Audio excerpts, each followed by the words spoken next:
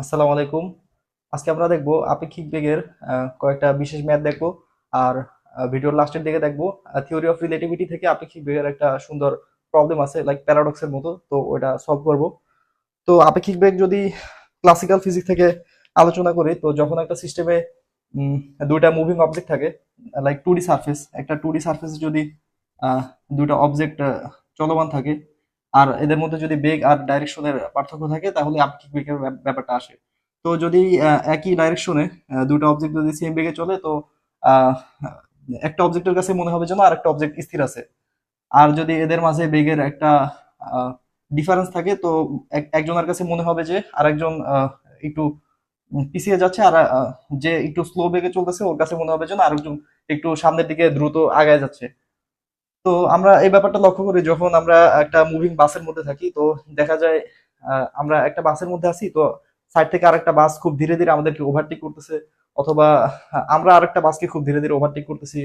আহ, ব্যাপারগুলো খুব slow motion আমাদের কাছে ফিল হয়, যদিও বাসের তখন অনেক বেশি বেগ থাকে, কিন্তু আমাদের কাছে খুব স্লো মনে হয়। তো এই যে স্লো মনে হওয়া, এই ব্যাপারটাই হচ্ছে আপেক্ষিক বেগ।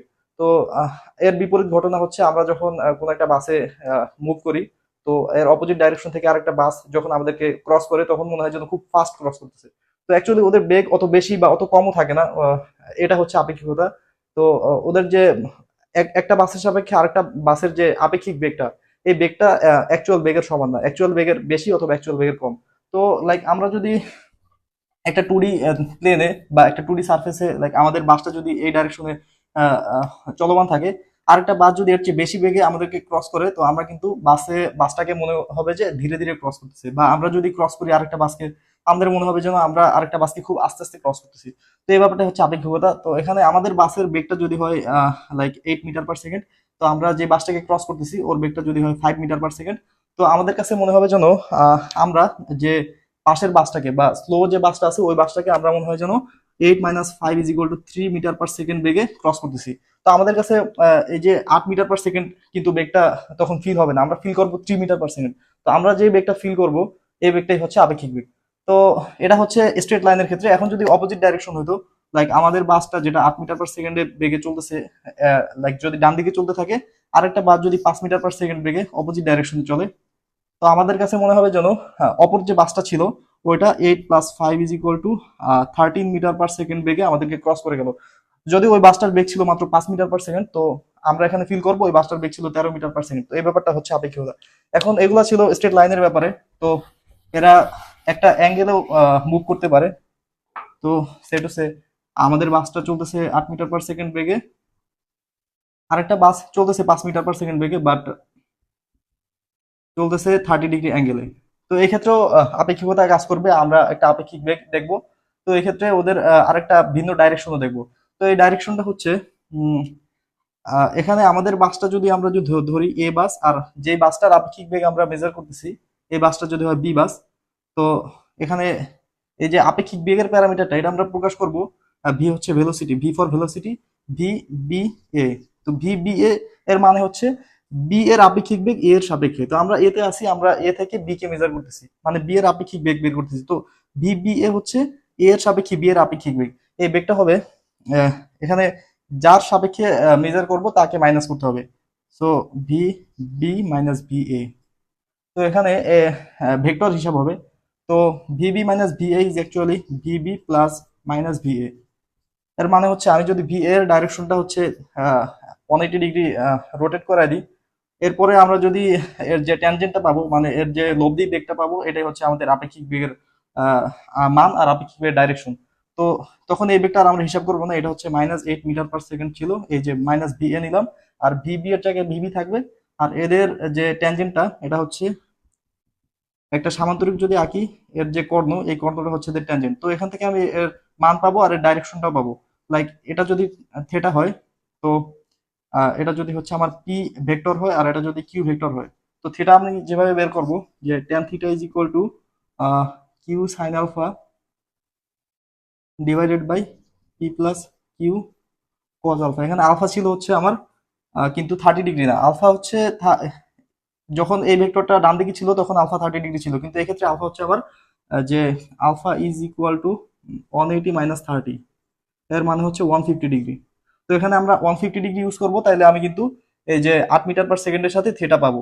তো এরপরে আমরা এই থিটা আসলে অ্যাকচুয়াল থিটা না, যেহেতু আমরা যে গাড়িতে ছিলাম ওইটা হচ্ছে ডান দিকে চলমান ছিল। তো ডান দিক থেকে যদি আমি এই যে আপেক্ষিক বেগের ডাইরেকশনটা নির্ণয় করি, তো এক্ষেত্রে আমার কিন্তু আবার 180 মাইনাস এই যে থিটা এর মানটা আসবে, এই থিটা 180 থেকে থিটা মাইনাস করতে হবে, তাহলে যে আমি অ্যান্সারটা পাবো ওইটা হচ্ছে আমাদের যে ডাইরেকশন ছিল ওই ডাইরেকশনের সাথে ওই ডাইরেকশনের সাথে এখানে যে কোণটা আসবে ওই কোণে হচ্ছে এই যে আপেক্ষিক বেগের ডাইরেকশন। আর আপেক্ষিক বেগের মান তো বের করা খুবই সহজ, লাইক আর যদি হয় আপেক্ষিক বেগের মান আর R is equal to root over of P square plus Q square plus 2p/q cos alpha. এখানে কিন্তু আমার আলফা হচ্ছে 150 ডিগ্রি, যদিও 30 ডিগ্রি প্রথমে ছিল, কিন্তু আমি যখন সূত্র অনুযায়ী মাইনাস ভি এ করলাম তখন কিন্তু আবার কোনটা চেঞ্জ হয়ে গেল, লাইক 30 এর জায়গায় 180 - 30 মানে 150 আসবে। তো আরেকটু যদি ভিজুয়ালাইজ করি বা যদি কিছু ম্যাথের মাধ্যমে এটা আরেকটু ক্লিয়ার করি, যে এইচএসসি লেভেলের খুব কমন একটা প্রবলেম হচ্ছে একটা মুভেবল গাড়ি আর খারাপভাবে পড়ন্ত যে বৃষ্টি। তো এই যে খারাপভাবে পড়ন্ত বৃষ্টির আপেক্ষিক বেগটা নির্ণয় করার খুব বেশি একটা ট্র্যাডিশনাল একটা ম্যাথ।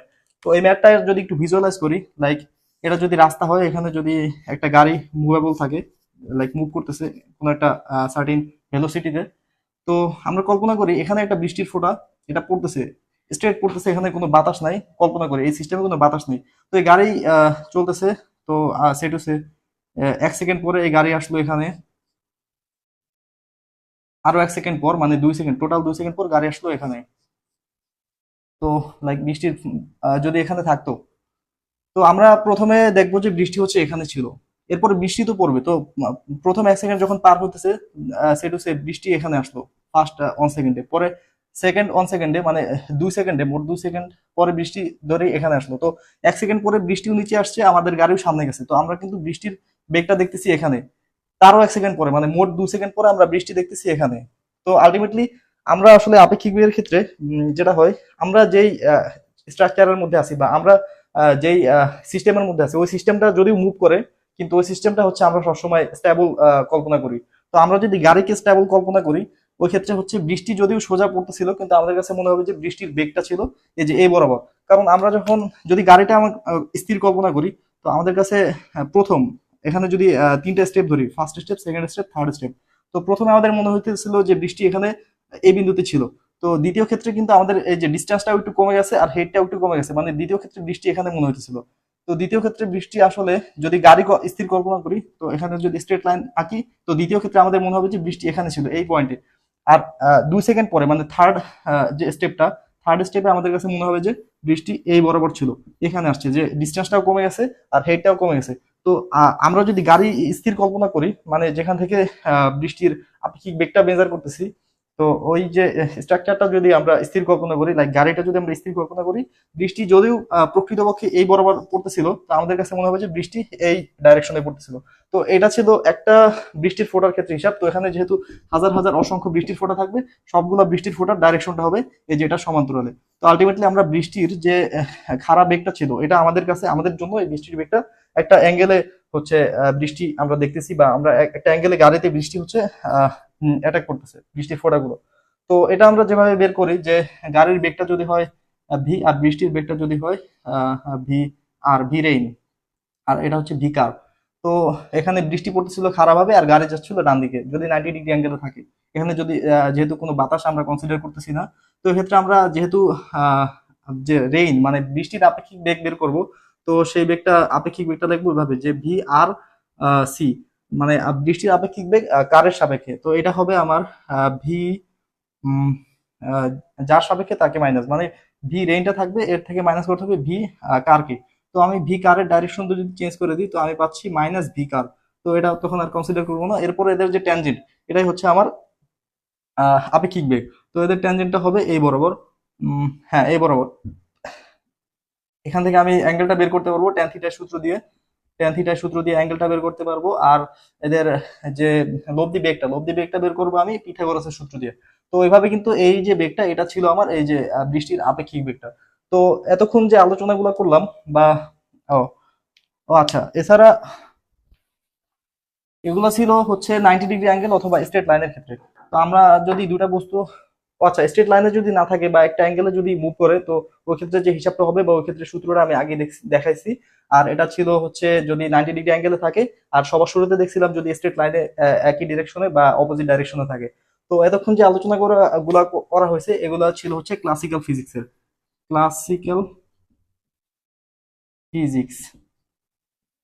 তো ক্লাসিক্যাল ফিজিক্সের এইসব হিসাব নিকাশ মোটামুটি সহজই ছিল। তো প্রবলেম শুরু হয় যখন আমরা এতক্ষণ বেগগুলা নিয়েছিলাম যে 5 metre per second, 8 metre per second, এগুলো খুবই রিয়েলিস্টিক বেগ। তো আরেকটু অনেক বেশি যদি বেগটা একটু যদি ইনক্রিজ করি, লাইক আদর বেগ হচ্ছে C is equal to 3 × 10⁸ metre per second.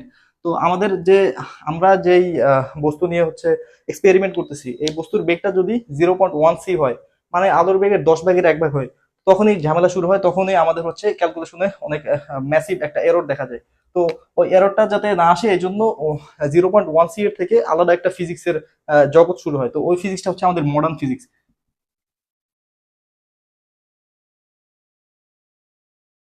তো মডার্ন ফিজিক্স শুরু হয় যখন আমাদের যে এক্সপেরিমেন্টের যে বস্তু আছে এই বস্তুর বেগ যদি 0.1 সি হয়, V is greater than or is equal 0.1 C. তো 0.1 সি থেকে বেগ শুরু হলে আমরা হচ্ছে আর ক্লাসিক্যাল ফিজিক্সের সূত্রগুলো অ্যাপ্লাই করতে পারবো না। তো ওই ক্ষেত্রে কি হবে, এখানে খুব ভালো কিছু প্রবলেম ক্রিয়েট হয়। যেমন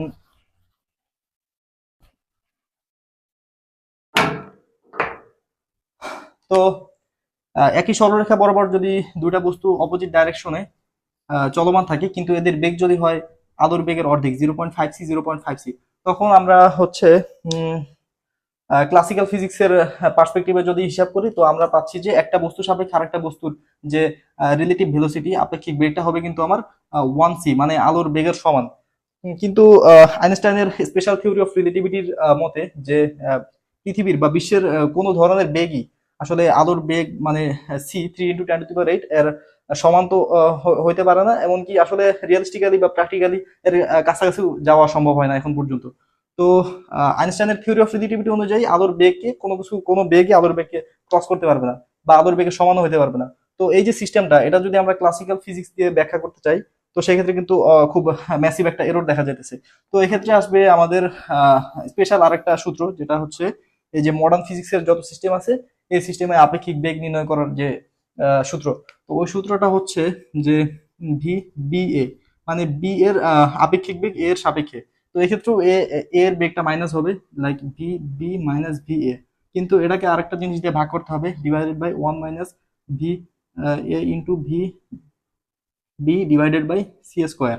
তো আগের যে সিস্টেমটা দেখাইছিলাম যে দুটা বস্তু অপোজিট ডাইরেকশনে হাফ সি বেগে গতিশীল, তো এই সিস্টেমে আমি যদি এই বস্তুর বেগটা প্লাস কনসিডার করি, তো এক্ষেত্রে আমার এই বস্তুর বেগটা হবে মাইনাস, যেহেতু এটা অপোজিট ডাইরেকশনে ছিল। তো এখানে যদি আমি মানগুলো বসাই, তাহলে আমি পাচ্ছি ভি, এটা যদি আমার বি এর আপেক্ষিক বেগ, এটা যদি হয় এ আর এটা যদি হয় বি, তো এ এর বেগটা হচ্ছে মাইনাস হয়ে যাবে। বি এর বেগ ছিল -0.5 সি, আর এ এর বেগ ছিল +0.5 সি, সূত্রের মাইনাস আসবে 0.5 সি। আর নিচে ছিল 1 - ভি এ হচ্ছে 0.5 সি, আর ভি বি হচ্ছে -0.5 সি, আর নিচে ছিল সি স্কোয়ার। তো এখান থেকে সি স্কোয়ারটা বাদ হয়ে যাবে, হাফ ইন্টু হাফ। সো এখানে আসবে -1 C divided by 1 - 1 plus half into half, মানে 1/4। তো এই হিসাবটা আসে লাইক 1/1 প্লাস 1/4, এখানে আমার আসতেছে 0.8। তো আমি পাচ্ছি -0.8 সি। তো মাইনাস আসার খুব লজিক্যাল একটা কারণ আছে, যেহেতু আমি যে ফ্রেমের মধ্যে ছিলাম বা আমার যে অবজেক্ট থেকে আমি হচ্ছে আপেক্ষিক বেগটা মেজার করতেছি, ওই অবজেক্টের বেগটা যেহেতু পজিটিভ ধরছি, তো আমার যাকে এক্সপেরিমেন্ট করতেছি, যাকে পরীক্ষা করতেছি, ওর বেগটা হবে পিছনের দিকে, মানে এই জন্য মাইনাসটা আসছে। মাইনাসটা মূলত ডাইরেকশন ইন্ডিকেট করতেছে। তো মাইনাস যদি কনসিডার না করি, সেক্ষেত্রে কিন্তু আমি 0.8 সি পাচ্ছি। তো 0.8 সি বেগ আইনস্টাইনের থিওরি অফ রিলেটিভিটি অনুযায়ী সম্ভব, যেহেতু এটা আলোর বেগের সমান না বা আলোর বেগের নিচে। তো এটা ছিল মডার্ন ফিজিক্সের যে ব্যাপারটা। আর একটা ব্যাপার হচ্ছে, দিস ইজ নট লাইক যে দুটা বস্তু যদি অপোজিট ডাইরেকশনে থাকে তাইলেই কেবল এই সূত্র অ্যাপ্লাই করা যাবে। এটা হচ্ছে যদি সেম ডাইরেকশনে থাকে দুটা বস্তু, লাইক এটা যদি 0.8 সি আর এটা যদি 0.5 সি বেগে একই ডাইরেকশনে চলমান থাকে, এক্ষেত্রেও কিন্তু আমার এই সেম যে ফর্মুলা ছিল এটা অ্যাপ্লাই করব। তো আমি যদি এই যে এ আর এটা যদি হয় বি, এর সাপেক্ষে যদি বি কে মেজার করি, তো ভি বি এ মানে বি এর আপেক্ষিক বেগ এর সাপেক্ষে এটা হবে V B minus V A. তো এখানে দুটাই হচ্ছে একই ডাইরেকশনে যাচ্ছে, তো ওদের বেগ যদি আমি পজিটিভ ধরি, তো যেহেতু এরা আলোর বেগের অনেক বেশি বেগে যাচ্ছে, এই জন্য কিন্তু আমার এই যে ক্লাসিক্যাল ফিজিক্সের সূত্র অ্যাপ্লাই করা যাবে না। এখানে আমি এই যে মডার্ন ফিজিক্সের সূত্রটা হচ্ছে অ্যাপ্লাই করব, like V A into V B divided by C square. তো এখানে আমার ভি বি ছিল 0.5 আর ভি এ ছিল 0.8 সি, আর 1 মাইনাস এরা যেহেতু একই ডাইরেকশন আছে 0.5 into 0.8 divided by C square. C C তো সি গুলা বাদ হয়ে যাবে, উপরে আছে, হ্যাঁ। তো উপরে থাকবে -0.3 সি ডিভাইডেড বাই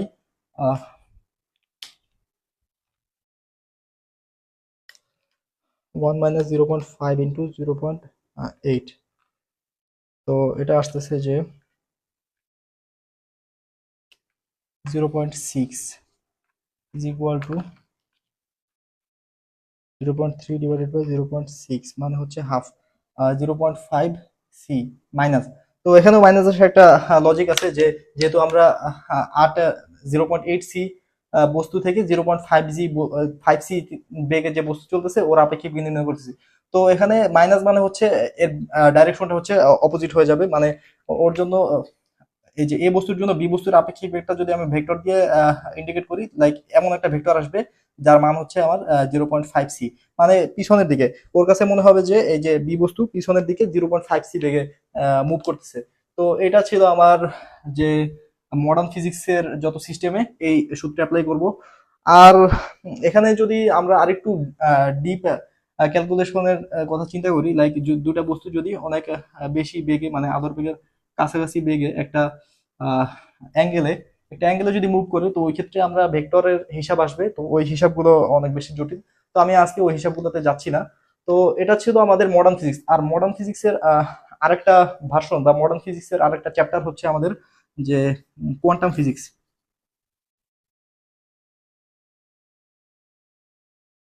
তো কোয়ান্টাম ফিজিক্সে মূলত আলোচনা করা হয় সাব অ্যাটমিক স্কেলের যত পার্টিকেল আছে, লাইক ইলেকট্রন, প্রোটন, পরে নিউট্রন বা নিউট্রিনো, অ্যান্টি নিউট্রিনো, এগুলো বেগের এগুলা পার্টিকেলের যত প্যারামিটার আছে, গতি, শক্তি, এরপরে স্থিতি শক্তি বা আরো যত প্যারামিটার আছে, sub atomic sub atomic level, sub atomic scale.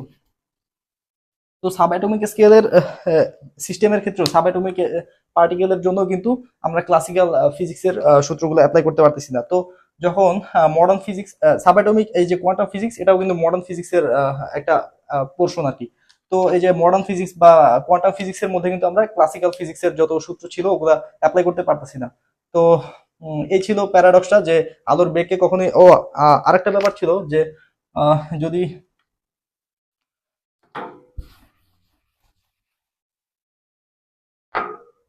যদি অপোজিট ডাইরেকশনে, তখন তো 0.5 সি হিসাব করছিলাম।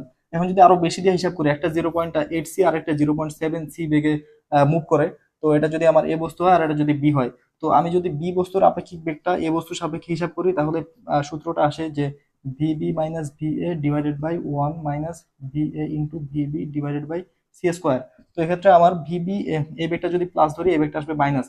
ভিবি ছিল -0.7 সি, অ্যান্ড সূত্রের মাইনাসটা এখানে দিলাম 0.8 সি ডিভাইডেড বাই 1 যেহেতু একটা প্লাস আর একটা মাইনাস, তো প্লাসে মাইনাসে মাইনাস আর সূত্রের মাইনাসের সাথে প্লাস আসবে। 0.7 ইন্টু 0.8, দুইটা সি মিলে সি স্কোয়ার, আর নিচে ছিল C square, C square C square বাদ যাবে। তো এখানে আমার সূত্রটা কিন্তু তো ক্লাসিক্যাল ফিজিক্সের দিয়ে যদি চিন্তা করতাম, তো এখানে আমার আসতো 0.7 প্লাস 0.8 ইজ ইকুয়াল টু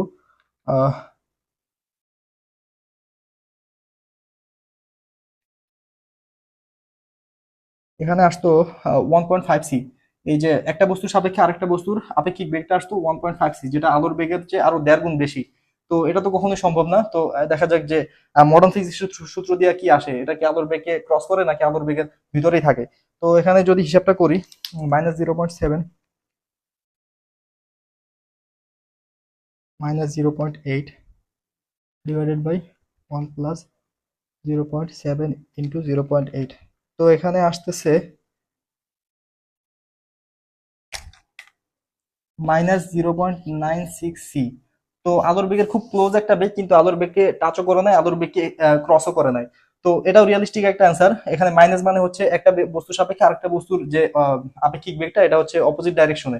তো মাইনাসটা মানে হচ্ছে ডাইরেকশন, আর 0.96 সি এটাই হচ্ছে আমাদের মেইন অ্যান্সার। তো এখানে কিন্তু আমরা 1.5 থেকে 0.96 পাইলাম। তো এই যে এররটা বা এই যে ডিফারেন্সটা, এটা কিন্তু খুব নোটিসেবল একটা ডিফারেন্স ছিল। তো আমরা এই সকল ক্ষেত্রে মডার্ন ক্লাসিক্যাল ফিজিক্সের সূত্র ইউজ না করে মডার্ন ফিজিক্সের সূত্র ইউজ করব। আর সবসময় যত অ্যান্সার আসবে সবগুলো যাতে আলোর বেগের ভিতরে, আলোর বেগের সীমার মধ্যে থাকে। তো এই ছিল আজকের ক্লাস। Thank you. তো আমি তাভাজি ভাইয়ের পড়াশোনা করতেছি বুয়েট আইপিই ডিপার্টমেন্টে, আর কলেজ ছিল এনডিসি। Thank you again.